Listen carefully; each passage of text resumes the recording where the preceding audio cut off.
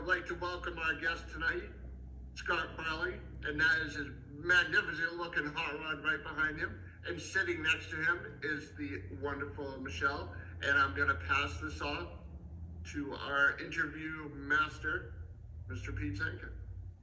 If I'm the master, you must be hard up for interviewers. But anyways, welcome to the show. I got to tell you that I'm especially excited about tonight for a couple of reasons. First reason is you have more horsepower in that car behind you than every car combined that I've ever had in my life. And you're from the great state of Connecticut, which is where I'm from. So Top Fuel, Connecticut, guests on our show, what's there not to be excited about? Welcome to the show, Scott and Michelle. Pleasure to have you on. Thanks. And we're just going to start out with the basics, right? You're in our state, or I'm in your state, however you want to look at it. And, how long have you been doing this craziness for, and what got you to this point? Well, the story started with one of my close friends. I had a Outlaw Pro Mod Camaro, C-rotor screw blower that I was racing up occasionally at Epping, but I'd run through PDRA stuff, and we moved up here in 2018 from the Louisville, Kentucky area where I ran around the Midwest for a bit. And I asked him, hey, have you been to a race? And he goes, I go racing with you all the time, Scott. And I said, no, I mean a real national event, Nitro race. He's like, I've never been. So I said, we're going. So we wander around the pits, and the day that I had off and that worked for him was a Saturday. It was a qualifying day. And we were walking around the pits, and it was early in the day, so the Nitro cars hadn't run yet. And we were standing right up against the display car that was Doug Coletta's car. One of his older ones that was up on the display you could take a look at. And we were looking at it, and Ralph is his name, good friend of ours, comes over and plays cars, helps me with this, helped me with the Camaro. He has a 69 Chevelle. We have all sorts of fun together. He was looking at it and he goes, man, this motor looks really similar to yours. I said, well, except for this giant fuel pump and the blower is a little different. Yeah, it's structurally really similar. And we were kind of ogling over it for a while, and I was like, I would like to drive one of these. And he was like, you're out of your mind. I said, yes, I am, but I think I'd like to go drive one of these. So we wandered around the pits, and first place we went was right over to Doug Coletta's pit, and he was covered in people. I mean, very, very, very popular. So we wandered around, and Clay Milliken's pit was quiet. They had run the car, and they were just getting set up and getting ready to tow the car out another 30 minutes for the qualifying and stuff. And I just walked up and said, hey, and Clay came out, and I said, hey, I've got my Pro Mod license here. I've been racing for a long time. How do you drive one of these cars? And he's like, you just talk with us. We get the thing set up, and we do the licensing runs on Monday after a race. Yep. He goes, but, as Clay's standing there this tall against me, I'm 6'2". Right. He says, you won't fit in my car. He goes, you need to go over here and talk to these guys, Terry Haddock. And Terry was running the funny car that he's still running. And Buddy Hull was driving the dragster at that event, and went over and said, hey, Clay sent us over here. We'd like to talk to you about doing some licensing runs. They said, that sounds great. We're really busy. We're getting ready to take both cars out. Yep. An hour after we run, come talk to us. Okay, sounds great. So we go in the stands in our place, and Ralph, who's never seen a Top Fuel dragster before, we go, and I've been watching them for years, and they go by, and everybody's like, you know how it is at the race. Oh yeah. And he looks at me, he's like, there's no way. So we went back, we waited an hour or so after all the guys had run, and went and talked, and went up in Terry's trailer, and kind of went over my history with the Pro Mod and all the other stuff. And he goes, if you'd like to do this, give me a call in a couple of weeks. We'll set up some licensing runs. We'll do partial runs first, and then the full runs. Most people don't call me in 2 weeks. Of the few people that do call me, they do one run in the car and they say, thank you for the experience. I never want to do that again. I'm mad at you for even letting me do it. Yeah. And so I was like, look, I do instruction in airplanes and all that. I understand that you're the instructor here and you have the wisdom.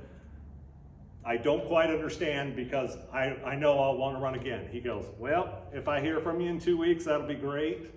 And if I don't, it was great talking with you.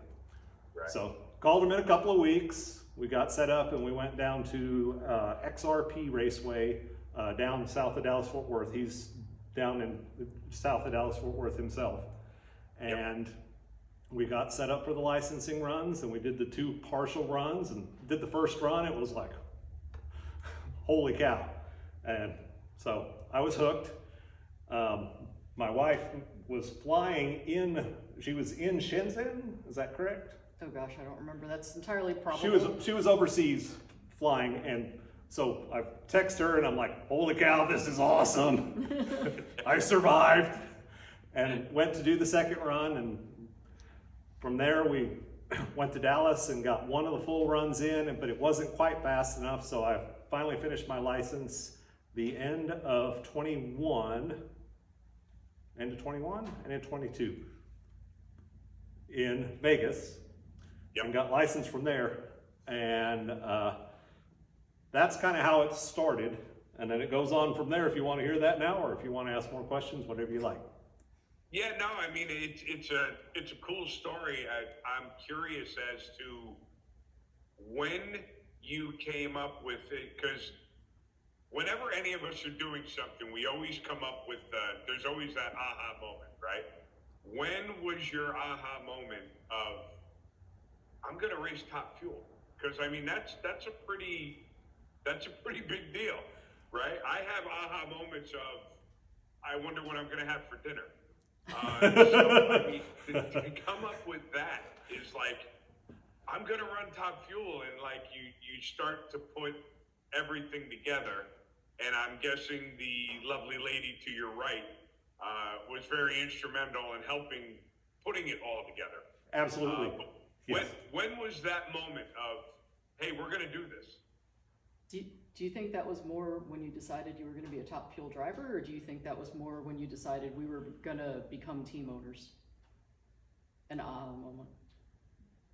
I think more when we decided to buy the car. So I got the license in that November, and I did one race where I entered the Pomona with Terry Haddock, and we're like, holy cow, this is great. And Buddy, who was instrumental in getting me, Buddy Hull, who was instrumental in helping me with kind of orientation, and he was there for all the licensing runs and everything, and he still helps me all the time with stuff. He said, hey, I've got a friend that's got a car that hasn't been out in a while, and would you like to drive that car? And so we talked to Terry Totten and rented this car for 4 events? Yes, four events in 22. And as the year progressed, it was kind of like, well, I think we want to own. I think we want to do this. I think we're, really dug in on this. And at that time, Terry found a newer car and said, hey, do you want to buy this one? I was like, no. Came back a couple of weeks later, he's like, hey, do you want to buy my dragster? I really want to buy this other one. No. Hey,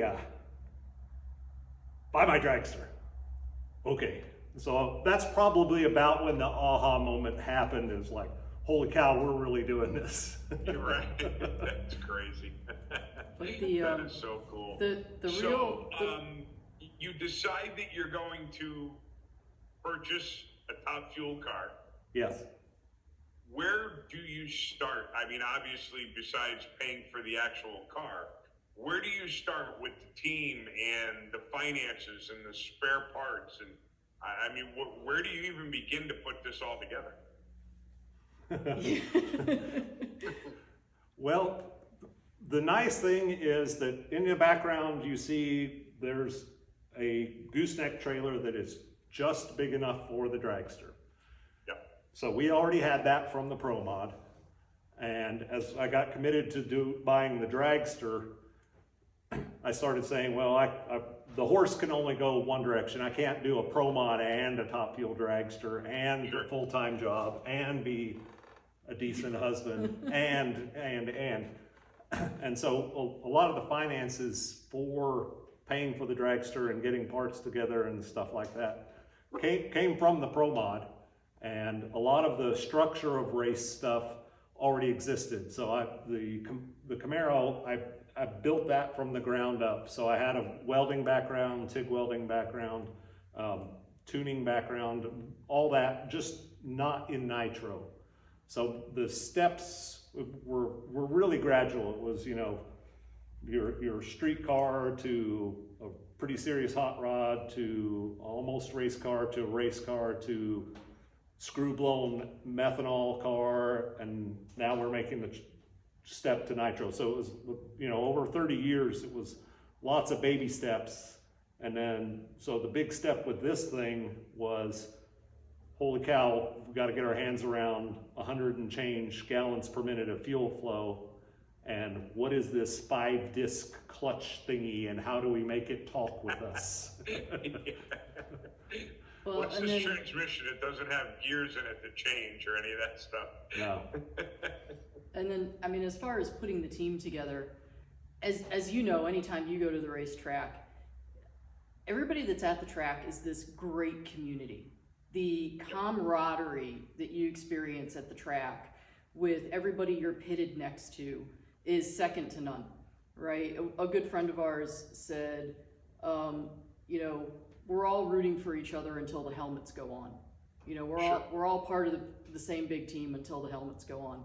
And, just by virtue of showing up to events, and when Scott was renting the dragster, we met so many great people. We met Ted Wolf, who's been in Nitro forever. And, you would talk to, some of the real godfathers at the track, and, somehow you got to talking to Scott Palmer.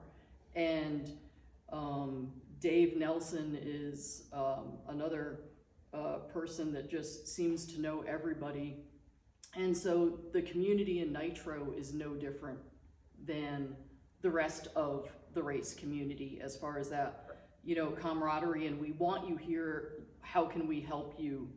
And so all of those people, Ted Wolf, Dave Nelson, Scott Palmer, were great at helping us to put together a Nitro crew.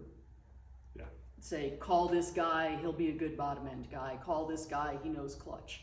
And so you just start availing yourself of this great community of racers, and the resources are there. Yeah. And there are a lot of guys that are that work a few years full time, and they're like, holy cow, I love Nitro racing, but I can't do it full time. Are there some part-time teams out there? And so there's a lot of our guys that are with us this year are guys that have work at full-time teams, but they have jobs at home, and it turned into way too much. And they're like, Sure. We have tons of experience and we'd be glad to help, and your part-time schedule totally works for us. And we're like, Right. Come on out. So yeah. Perfect. Yeah. Very cool. How far away, where are your crew members located logistically throughout the country? All over. So we've got Camp Stanley's in Hagerstown, Maryland. Scott Palmer is awesome help with parts. He's also awesome help with tech and networking of people. Oh, you need to go here to get this part. You need to go get this part. He's in Missouri. Yep. Everybody knows where Palmer is. Yep. Let's see. Ted Wolf's in the Pittsburgh area. Matt Hanley is down in Tennessee. Yep. We had Tim Young last year. He's in Texas, and he is not a flyer, so he would drive to our races from Texas. Wow. And now I don't think that's official. So, okay. So, he's got some other prospects. Yeah.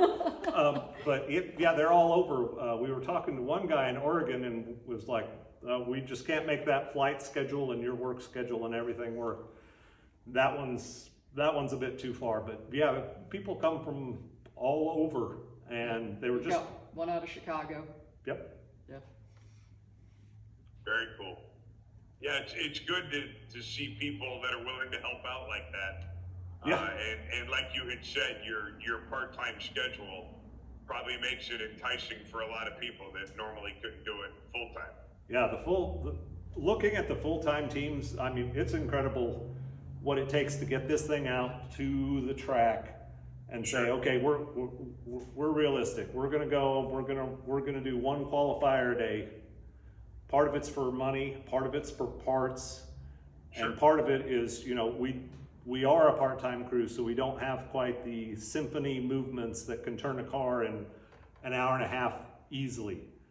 Right. So we're saving that energy in the lucky event that, you know, we go beyond round one on Sunday, and the parts and everything that goes with it. But to see those crews go, and you watch on TV and it's like, you know, oh, Brittany Force, you know, she only went to the semifinals, and you're like, yeah, but they did 4 qualifying runs before that. They turned the car 4 times before Sunday morning, and all the stuff that goes with it. That amount of work in a weekend, and then every other weekend for the, you know, the period of the season is just a staggering amount of work. And Scott and I have experience living out of the suitcase, you know, for more than half the year. You know, and when you're not in your own bed and living out of the suitcase for more than half the year, I mean, my hat's off to those teams and those crews, because oh yeah, that gets a little old. we're familiar with, you know, being a burnt out road warrior. Yeah, and I would imagine, you know, just by talking to both of you, that this is still really, really fun for you. Yes. Obviously, it's not a cheap hobby, and you take it serious. Yeah. But it looks like having fun is a good chunk of your priority while you're experiencing this crazy ride that you're on. Yeah, absolutely. I would imagine that committing to a full race schedule or 2/3 of a race schedule, like you said, you've seen the teams full time and how they operate. And it's got to feel way more like a job than the fun that you guys are having when they're out there. Yeah. I'm certain of that. And so for us, there's a couple of obstacles to that. One is, you know, we, like yourself, we have full-time jobs, right? Sure. And the full-time job expects us to show up when they expect us to show up. You know, and they're so demanding, those full-time jobs. I know, right? Don't they know we like to race? You know, and the other thing is that I'd say the few sponsors that we have now are very easygoing. Yeah. Right. When you start getting into the serious full-time schedules that a lot of these Nitro crews do, that comes with serious sponsors that have a lot of expectations for what that partnership looks like and how it does something for them. Right. And so that's something that we need to build up to. Like we're getting there, but sure. Yeah. This is not an overnight thing. That's exactly. I mean, just the fact that, you know, listening to your story without knowing any of your background, I would have never guessed that you only got licensed a year and a half ago. I would have thought that you probably got licensed 10 years ago, and this is something that you just worked up to. So, I mean, just in talking to you, it looks like you guys have come leaps and bounds in a very short period of time. Thanks. Yeah, it's been a workout, but yeah, a lot of things, and a lot of it is the help that we've gotten. I mean, if I was figuring this out from the car end by research and just sorting it out versus a few people taking me under their wing and saying, let's look at what you have. What do you want to do? Okay, these are the gradual steps to doing that versus, hey, I'm going to try something. And when you try something with Nitro, it critiques you very critically and expensively. So the stuff that we're doing is there's smaller steps, but they're knowledgeable steps. It's, Dom Lagana has this blower. I just got that at PRI from Dom. He set that up, and I brought him all my tune stuff, all my clutch stuff, and we looked over, and he says I would change this, and if you're shooting for 380s, let's go with this overdrive, and it should go, and it will be easy on parts. And then once we get a little bit of data from that, we'll add a little more fuel, add a little more clutch, and then we'll see what we get. And he went over all sorts of stuff in the car as far as settings for the clutch, how the fuel map goes with the all valve and all that. And so if I was trying to figure that out, I've gotten 10 years easy of experience between the Palmers and the Laganas and everybody that's come over to help. So right. It's been a fast learning curve, but it's been one that is moderate, where I won't go out and do foolish things. And probably saved yourself a considerable amount of money too, if I had to guess. Oh yeah, absolutely. I mean, nothing that you're doing is cheap, but when you're able to tap into someone's experience like that and quote unquote learn from their mistakes, that's got to save you a boatload of money. Absolutely.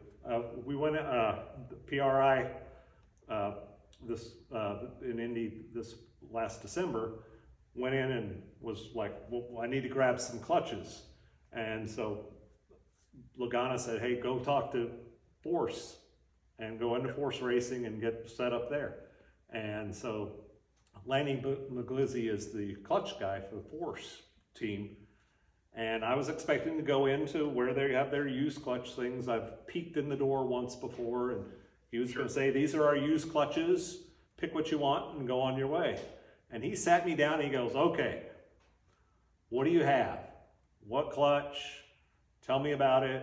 And he spent an hour and a half with me just talking about my car and what my goals were. And he goes, okay, how long are you at PRI? And I'm like, I'm going to be here all weekend.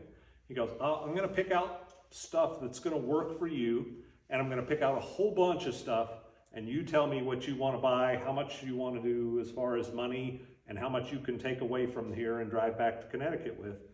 And then he spent 2 days sorting all that out, and I went over to pick up, and he got 19 boxes of slightly loose used clutches. Sure. And he said, this is this. Here's the Excel spreadsheet with all the hardnesses on them and everything. I was like, man, this is a lot of information. He goes, you're now part of the family. He goes, I'm not going to come over to your pit and set up your clutch. Sure.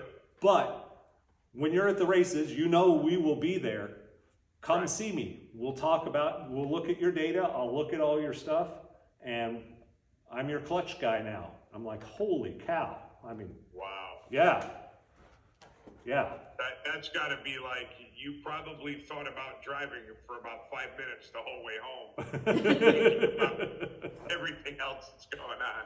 That's pretty cool. Yeah. Very cool. Yeah. So I guess we're at that point where we got to start talking about sponsors. Yes. Who do you have? Who helps you out besides all the names already mentioned? Well, big people that help us. So we've got Nelson Trucking, Dave Nelson. He's been helping us with hotels and stuff, and the Retech and Gary Nelson there. So Dave Nelson and Gary Nelson are brothers. Retech is the son, and they help us out as much as they can when they can. We've got Steve White with the lead detailing, and actually Steve White was who set up this connection for this whole interview. Yeah, our buddy Steve. Yeah, so he's totally connected, and he comes out and he has turned a really good looking car into a incredibly shiny, beautiful car. Yeah.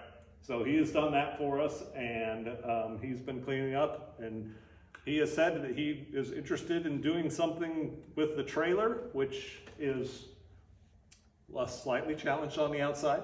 We'll say that. Yes. So, but we're looking forward to that. But he's hot rodder friend. You guys know him. I mean, he's a great guy. I can honestly say I have something in common with a Top Fuel dragster because we have the same coating on our cars. Oh, there you go. Yes, I've known Steve for a very long time, and right after I got my car painted, he came down and took care of my car too. Good friend. Yeah, he is meticulous. Oh my goodness. Oh yeah, boy, you got that right. Man, he came over and he looked it over and said, okay, yeah, I'll be back. And he came back and he's like, it'll take me about 4 or 5 hours. The second day that he was here, it was 8 or 9 hours into it. I mean, he was just front to back with the car. It was incredible work, incredible work. So awesome. He much like us, he has a love for the sport. Oh yeah.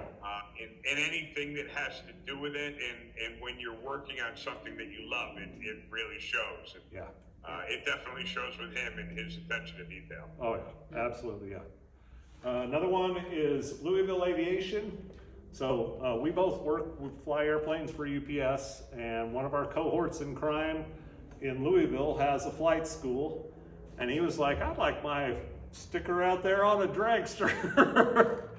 So he's contributed some, and this year he's going to contribute some more and help out our program. Awesome. So those are our guys that are helping us out, and then really a lot of the intangible sponsorship are the people like Scott Palmer, Dom Lagana, all the other. Dana's been helpful. Dana Hard been helpful. Hard guys. Let's see who else is fantastic. Just a ton of people. Jim Dunn with Dunn and Gone Racing. I've called him many a times. We've got a really good relationship with sorting out parts, and he understands where my budget is. And I said, if something comes in that's it's not the leading edge generation stuff, but close to it, give me a call, because I'm looking for these particular parts. And he has set me up, and there are things en route as we speak. Nice. Yeah.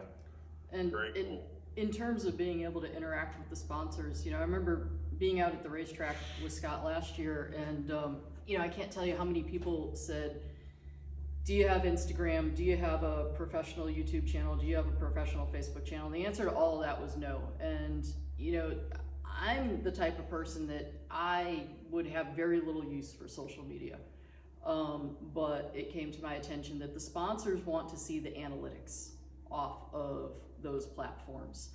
And so that's been one of my personal learning curves, is learning the social media aspect of it so that we have the analytics to present to potential sponsors to say, yeah, we can create some reach and engagement for you. And so all of that is sort of in the process now. And in fact, we just did a video on our Instagram Sunday. Scott lit some nitro on fire and compared it to lighting some gasoline on fire.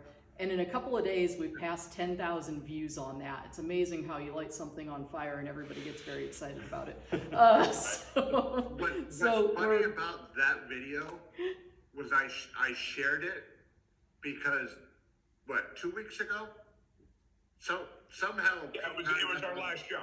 Yeah, so 2 weeks ago, somehow we got on the, what's the difference between how gas burns and how nitro burns? So then I stumbled across your video. Yeah, and I had made the comment about... shared it on our page, and it was pretty cool. It was just common timing. Someone had said something about the volatility of the fuels. And, we were talking about transporting in a trailer.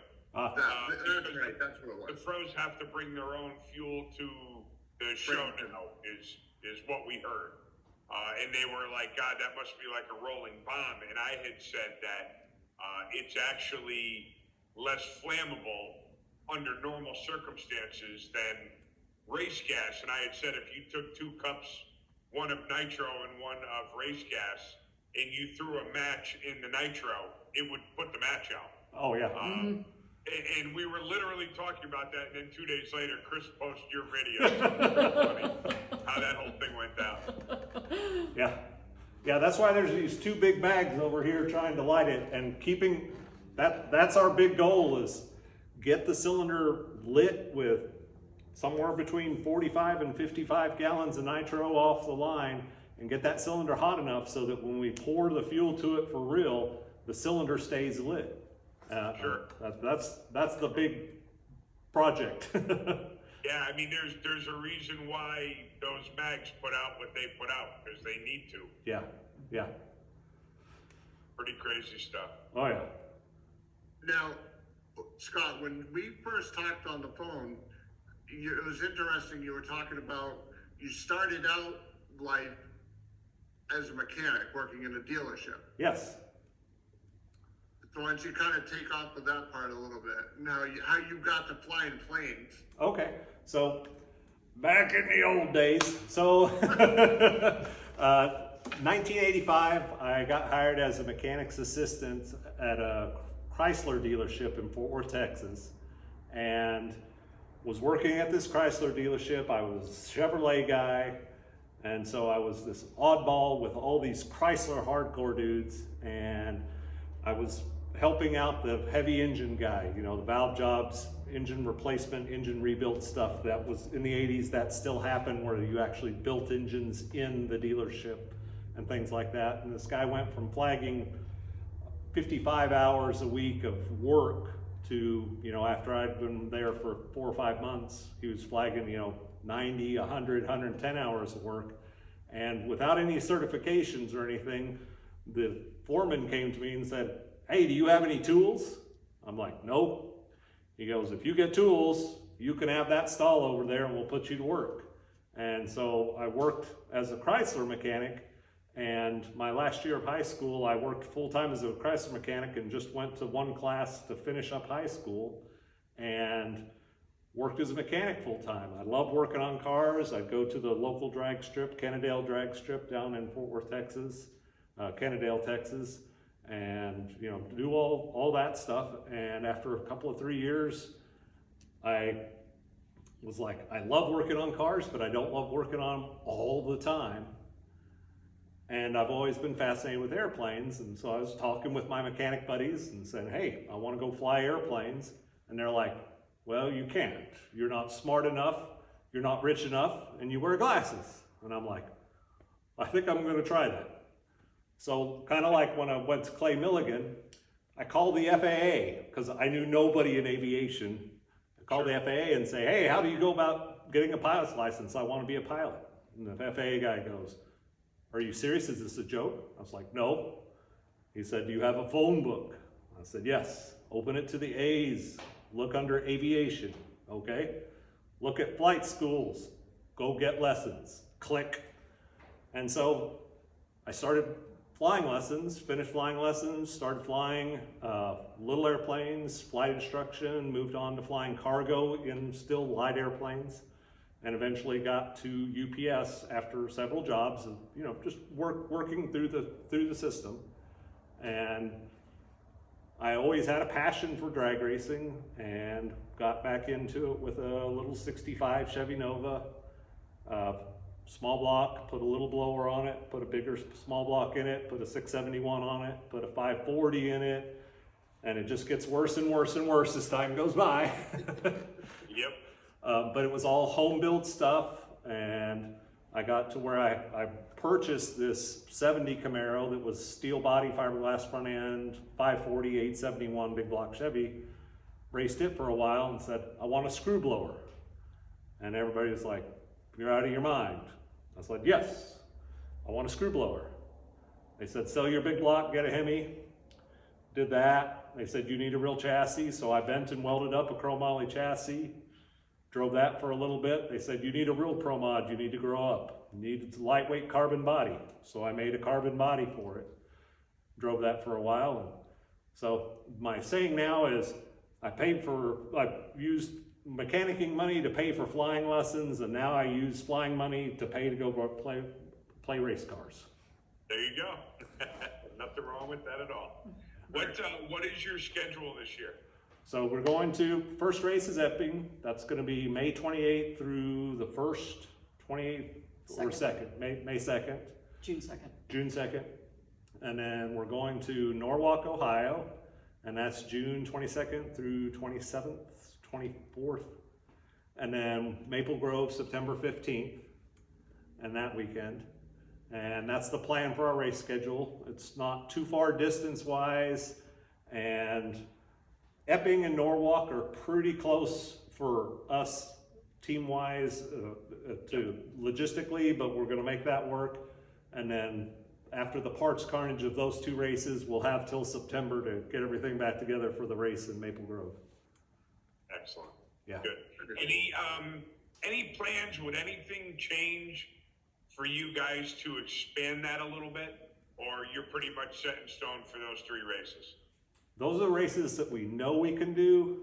If things are going really well and sponsor stuff were to lighten, get more aggressive, that may open it up for us.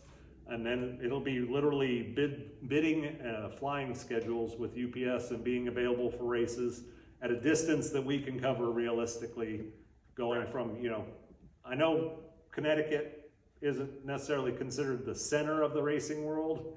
You think? Yeah. So a lot of the stuff is... Connecticut is the center of anything except for taxes. Correct. That's a fact. So distance and logistics make it challenging, but then also some of that is helpful because the Epping race is far, far away, except for the very, the full-time teams. So Sure. that gets it where the fields are closer or easier to qualify in. Sure. And then the timing of Maple Grove is such that people are like, that's a race I could probably skip because they're on both sides of that race. There's a bunch bigger races. And so that, again, that kind of narrows down the field and makes it where the new guys. If they didn't qualify for the countdown, then they could afford to skip that one, whatever, right? Yeah. Yep. So that makes it where the little team can come in and do some good and get more chances at more experience, playing someday as well. Well, I got to tell you, I am looking forward to meeting you guys in person and watching that hot rod of yours make it down the track. Yeah. Chris and I both wish you nothing but the best of luck this year, and we look forward to checking you out. Awesome. Yeah. And the Friday of the New England National event, I'll be there. Again, he may be there depending on the schedule.